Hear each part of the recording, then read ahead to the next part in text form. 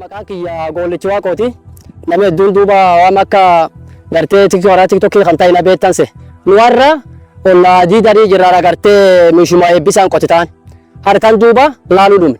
Wani nu laaluu dhume beekta wanni ati qortu haa hojjattu hagi gariyaa faayidaa qabullee ni jirti hagi gariyaa faayidaa hin qabnellee ni jirti. Akkarti tun duubarra harti mishuma eebbisaan qottuun gumii faayidaa qabdi gartee waan kan laaluu dhume. Waan kan laallee naan hartaan duuba bakka olla diidadii kana ka olla dhaatii ajala kana nama karibu mana dhibba tartanaan jira jedhan.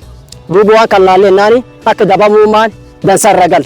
Duuba nama kana gara waan kan maan waan kan laaluu dhume. Duuba booranatti gaafartee harti akkanaallee hin jirre. Duuba wanni booranii gaafat fidamuuni eelan fidama.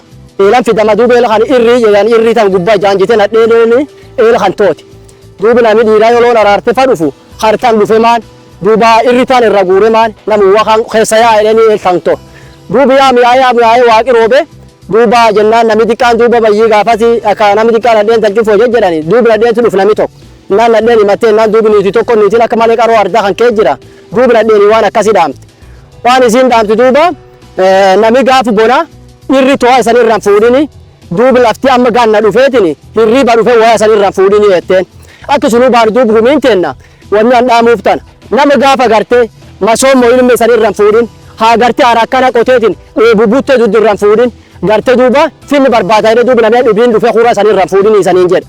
Taan wanni an dhaamartanum taani mishuma eebbisa duuba galatu guddaa galchaaf duuba jiru akkana tan duuba yoo akka miyaati kiyya duuba akka mataa kiyyaa tan fudhadhu namni jibbi tokko gargaarsa akkana namni jibbi tokko warri siyaasa barbaadaa ammoo finna akkana gumii danda'e hojjan namni akkasii an haqiiqa qaba waan kan hin jibba duuba yoo namni kan ta'e namni gartee gumiini gargaarsa kan jibbiti hin jirtu kanaafuu yumaan mishuma eebbisaan maan galatoomii jedhaan taa akkana tan.